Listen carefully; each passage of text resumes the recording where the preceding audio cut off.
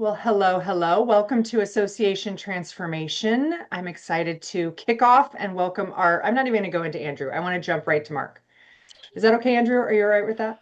I'm totally fine with that. Let's just do it. Okay. Let's just do it. I'm All fine right. with it.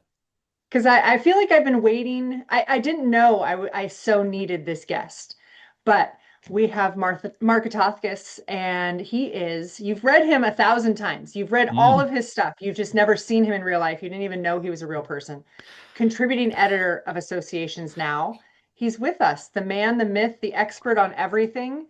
I mean, we've been reading your bylaws or your bylines for years. Mhm. Welcome, Mark. Welcome to Well, thank you Association very much. And I Transformation. will say I've been to 10 ASA annual meetings, so I don't feel like I am the invisible man, but But you're the name, you're the byline. I mean, right. before going to your LinkedIn profile, I'll admit I could not have picked you out of a lineup. Okay. So Wow, that's deep. yeah. That's So work harsh. myself. That's harsh. Wow, my God. For our non-American North American listeners, shall we explain what associations now is before Yes, we please go yeah? ahead. I want your version, Andrew. Oh, you want my version? All right, okay. Yeah. So, well, associations now drops into my mailbox every morning. It is, I suppose, it is a roundup of all the news and analysis of all the trends impacting the association sector. Am I right in saying it's affiliated to ASAE? Yeah, it's Yes. it's the Yes. flagship digital magazine. Is that There you is that go. appropriate? Yes, yes, it is. It was once upon a time the official magazine of Mm. ASAE. The print version was discontinued a few years ago, but it lives on as a series of blogs, reportage, news items, and information about the association itself. Yes, but Mark is so much more than associations now. I mean, we had the opportunity to interact. We had written that white paper on associations and the nonprofit role in trust and credibility around professional societies and the like. So I had my first hold on, I'm going to get this name right. Mark Athitakis. Yes, nailed it. Nailed it. I had my first official interview. I was called by Mark. He asked me questions. It was very official. Loved it. And I came to realize and appreciate just what a master of so many topics you must be. I mean, you write multiple articles a week. They're very varied, from governance to membership to AMS systems to event planning. I mean, you are featured and having to translate and make digestible a wide variety of topics. How do you get assigned what you write on? Bluntly, I don't. Now, to be fair, I have editors that I work with, and there are obvious things that come up to say, well, this has to be covered and this makes sense. But for the most part, I am on my own recognizance to determine what's happening in meetings, what's happening in association technology, what is happening in terms of governance.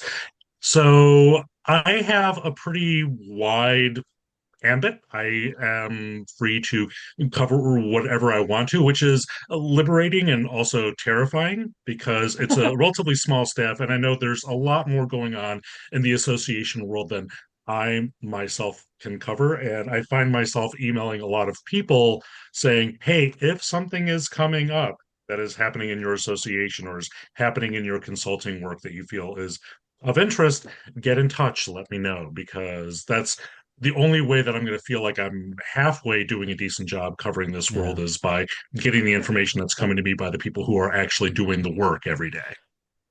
I can imagine sometimes it's difficult for people to really appreciate when you're working on something to really appreciate if something's newsworthy. You spend your time working on a project or working on an initiative or a new development, and often you don't think that other people might be interested in this as well, because Mhm. and so actually thinking, oh, actually, I should let Mark know I'm doing this because other people might want to know. Must be a bit of a challenge sometimes. Yeah, it can be because I think in a lot of ways associations can be a little bit timid about their work, which I think is Mm-hmm. unfortunate. But I love hearing stories about associations that are trying things, even if they are not necessarily moonshots, because remember the ASAE, the association community, is very large. It covers everything from, the large trades to staffs that, associations that have staffs of maybe one or fewer people. So everybody is looking for ideas about things that are transferable. So anytime I'm working on a story, one thing that is in the back of my mind is always going to be, how can an association executive maybe perhaps deploy this idea in their own group? So, sometimes that's, a helpful guideline for me to work with, but sometimes sometimes it's just fun stories. Well, and I was just reading today's issue, and what I think you're really great at is finding topics that translate over months, over time. I mean, today's lead story, as I read it, I think, wow, that's great. I need to do this. And then I look back up at the headline and it's from March.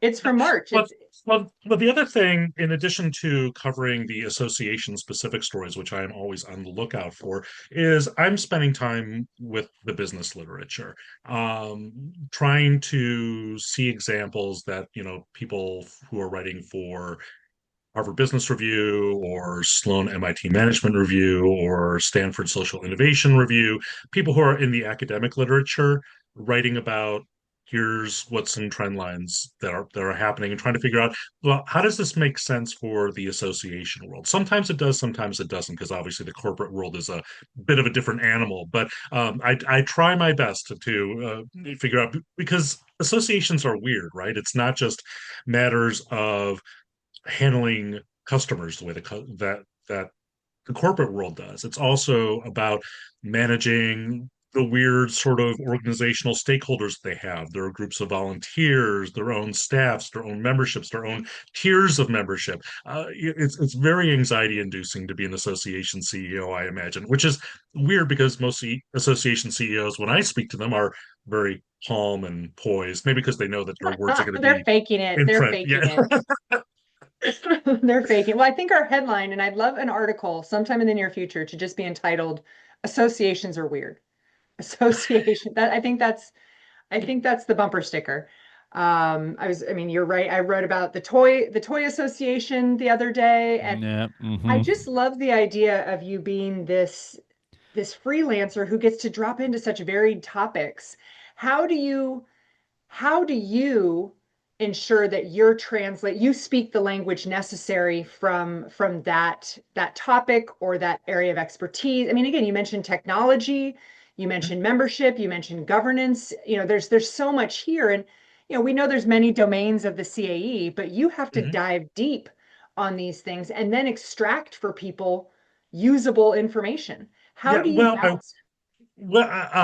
sometimes I worry about whether that I do. I will say that the prospect, I mean, I think I'm not officially qualified to pursue ACAE, but the very prospect of it is, spending that much time with Jerry Jacobs and all the literature is something that I think I might enjoy, but I also find intimidating. And I think one thing I do try to convey is that, I come at this as a journalist. I am not a quote unquote association expert, and I don't present myself as one. I've just spent a Exactly. lot of time in this world. But part of being a journalist is being as an old editor of mine said, becoming an instant expert on things. So, if today's thing is, AI chatbots, then that's what today's thing is. And if today's thing is going to be food and beverage at meetings, well, that's the thing I have to, scale up on. So what I try to be, and I will say also that having an association community that will let me know about things,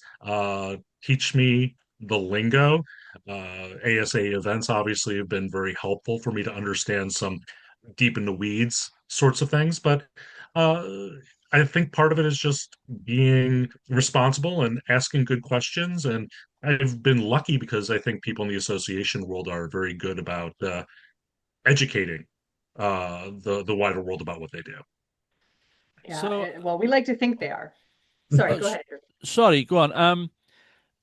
So I guess you mentioned at the top of the show. You said we switched from print to digital a couple of years ago, and did you see any kind of market sort of drop off in terms of engagement, or an uplift of engagement in terms of how people are using associations now?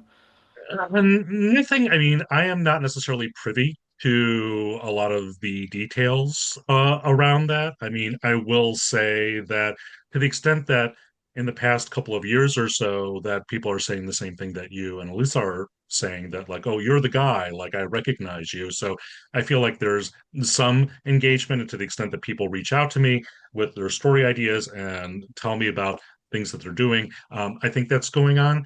I will say, and this is just me speaking for myself, not speaking for ASAE. Um, I'm a huge fan of print. Mm. I work for other organizations that do have print vehicles, and one thing that uniformly comes up from membership is that they really value having that tangible reminder and evidence of their relationship to an association that makes them feel like, they are part of a community of something, and there's this made thing that they receive monthly or bi-monthly. So I miss that element of it. But this is a new world that we're in, and we need to communicate to people on Yeah, all sorts of yeah, channels. yeah. And I mean, that's a fair point. I think, and I'm sure, Lisa, you see this as well with your clients. I think people are still grappling with that debate about print versus digital, or do we have a hybrid model? Because actually, and I think it's a constant challenge about how do associations, present valuable content to their members, from their profession, about their profession. And I think it feels like a constant challenge. And I mean, I'm like you, I'm a massive fan of print as well. I love Hmm. print. It's and when you talk, people who are advocates of print are true advocates. I don't ever Hmm. see anyone who's just like, nah, whatever, yeah, whatever. Yep. People are like, no, I love it. I love the feel of it, the Hmm. the flicking the pages, the smell of the ink, the paper. You can be quite you can be quite a champion for print. But I think it is a constant. I think it still is an issue between for associations as to how do we get that content presented when so much digital is arguably, well, so much digital is sort of lost in the white noise, as it were. The white noise Yes, of I mean, content. you and it's a matter of rethinking audience too. One benefit of focusing on digital is that it prompts associations to not think about their work as sort of within this closed circle. Oftentimes, the print magazine was just a house organ that was meant to serve the members. Being online, going digital, obviously is an opportunity to reach out to audiences beyond membership. So associations now is meant not just to be for the ASAE community, Yeah. it's meant to be for anybody who has any kind of vested interest in nonprofitdom in general. I still try to stay focused on associations as opposed to charitable nonprofits, because I just feel like that's getting a little ahead of my skis, and there are other places that do that sort of work very well. But it's an opportunity to communicate to a larger audience. But I wonder sometimes if some associations may lose the sense of belonging that comes when you have that print vehicle that says, "Oh, you are a member of this." Yeah, yeah. Well, and we talk about format, and that's, evolved, and the pendulum swings back and forth per audience. But you also talk about, not being an association, but having to become an instant expert. Oftentimes we are serving industries from which we do not come from Yeah. expertise and professions and sectors that are foreign to us, though we are in service to that membership. How do you recommend association staff, and most associations don't have content or editorial departments? It's all kind of lumped together with Mm, communications and mm, marketing and all of Mhm. mm. that. Mhm. How do you recommend you fairly and with I guess a journalistic mindset, how do you Mhm. suggest you dive in and really identify what your members need and how to convey it to them with that credibility? I think various places approach this in different ways, but I will say one other organization that I work with is the Industrial Designer Society of America, which has a print product. It's a magazine called Innovation. And one thing that I have found exceedingly helpful and working on that magazine because I came to it not knowing really anything about industrial design and any sort of specifics. But um, the smart thing that they did is they had sort of an ad hoc committee of four people who are champions of the industry, experts in the industry, recognized people within that industry, and they are the people who are my go-to. Like, I could hit the bat phone and say, okay, explain this to me, or tell me why this matters, or what is coming around the corner that we need to be paying attention to. So I think anybody who is doing this sort of work in terms of covering their association's industry or covering their community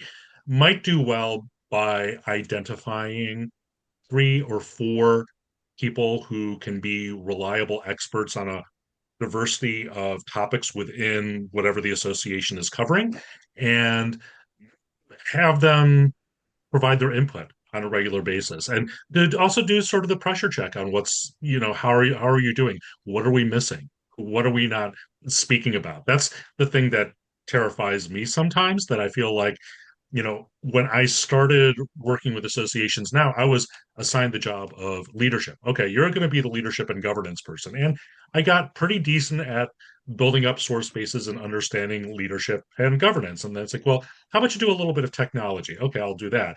Okay, how about meetings? It's like, okay. And all of these things are big and really do deserve have one person, if not more, covering each of them. But in each of those cases, I have that sort of kitchen cabinet of people of here's the person who can help me Yeah. with this so that I don't wind up looking too foolish out in public when I'm writing about something.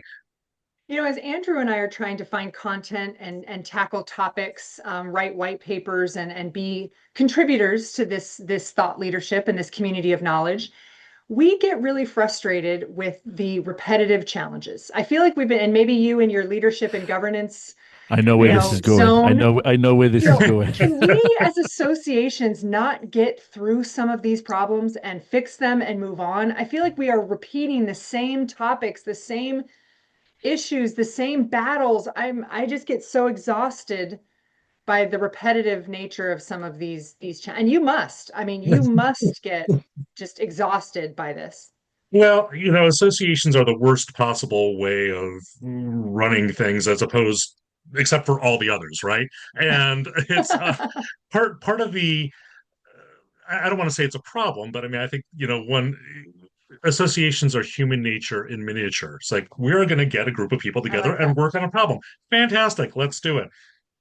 One person has an ego, one person is checked out, one person is really fixated on this one thing over here, and the other person is fixated on this one thing over here. So, it's always any sort of, I don't want to be too broad brush about it, but I feel like almost most crises in associations are crises of alignment, where you cannot get the relevant people to all look at the same thing in the same way at the same time. I mean, this is notorious in governance in association boards, where everybody is trying to crack the code of what is the right size for the board, what is the right makeup of the board, what sort of expertise do you require. And part of the problem is that it is an ever-changing target, right? There are associations representing industries right now that are getting whipsawed by AI and have to make determinations around that. So do you have the right board expertise in place for that right now? If you don't, you probably are stuck with bylaws that are going to require 2, maybe 3, 4, 5 years before you get aligned around that. And then having to make decisions about what you're going to do while you get that realigned. It is a delightfully imperfect system. Okay, so it's the nature of this. We're never going to get beyond this. We just have to deal. That's what I heard you say? Yes, I am pleasing the association consultant community immensely right now by saying yes, this is always going to be a problem that is going to be. I mean, to be fair, I mean, I'm being a little bit facetious here because I do think a lot of associations are mindful of, the challenges that they're facing and Yes. getting, their most relevant people organized around it. And certainly association staffs do yeoman's work on a daily basis on the implementation piece of it. And I know in the 15 years or so I've been in associations, it's evolved intelligently and thoughtfully and well. But there's always going to be work to do. And I think, so much of it that I hear, at least in my world, is focused around board governance, volunteer management, volunteer leadership, getting that sort of support and everybody to agree on this is the challenge. This is the thing where we need to place our attention on. So what are you seeing? Well, recognizing that, the change is sometimes slow and we are perhaps layering on rather than necessarily navigating through some of the issues. But what are the trends that have you seen that have emerged or you are seeing or you think will emerge over the next sort of 6 to 12, 18 months in our sector? Well, it's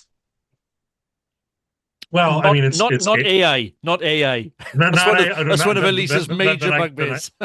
then I've got nothing. Well, no, I mean, um, I think every association has to figure out right now how it is going to manage the disruption that is, happening in terms of executive orders, what is coming down from the federal government, the sort of vagueness of what is happening there, that combined with the administration's efforts to implement new economic structures that will affect different associations in different ways. I think that's, and, for associations that do advocacy, I think the next election cycle is going to be a real place of focus, if not challenge. So I think the question we have to ask is what sort of leverage do we have with our community? What sort of things can we do on the state level, depending on where we are, in order to, help support the association's mission, preserve the sense of belonging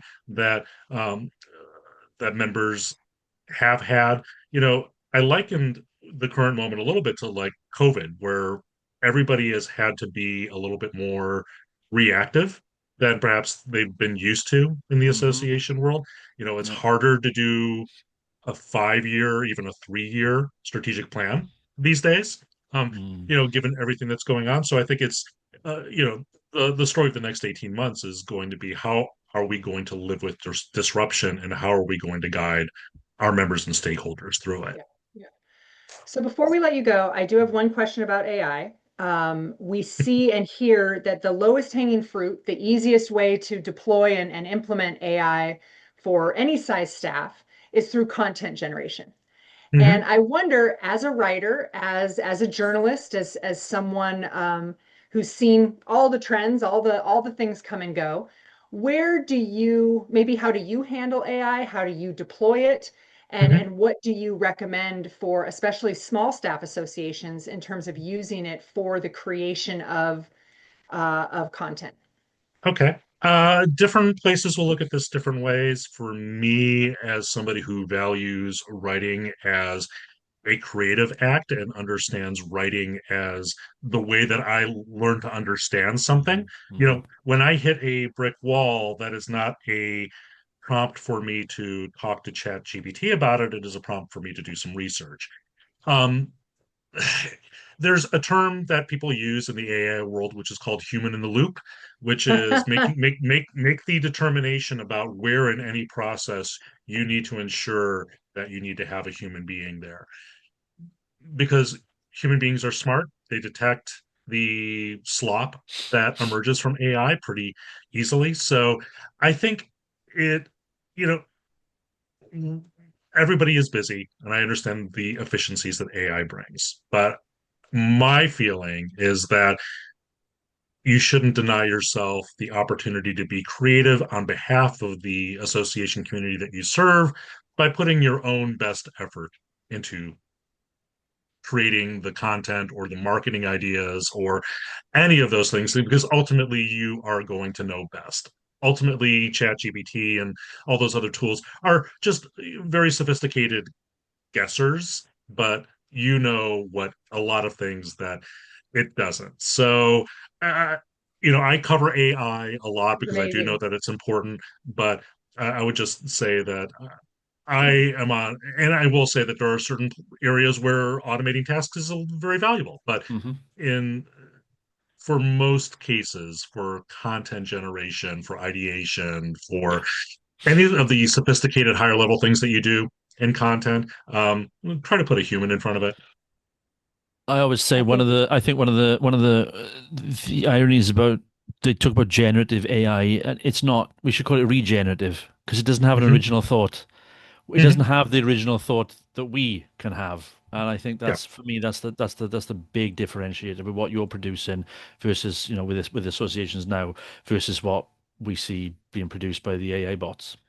Yeah, it's just and I think the word beige came up during a conversation at the ASA annual meeting because it what AI does is provide these most middle of the road, safest response to things. And is that what your Yeah. association community is deserving of right now? Do they want the safest option? It is not going to be a place for literally for out of the box creativity because its whole purpose is to take everything that's been put in the box and basically do a sexy Yeah. autocomplete on Yeah. it. So it's not it's not a place to let your imagination run wild. And why deny yourself the opportunity to be a creative human being? Go ahead and just dive in, make a mess.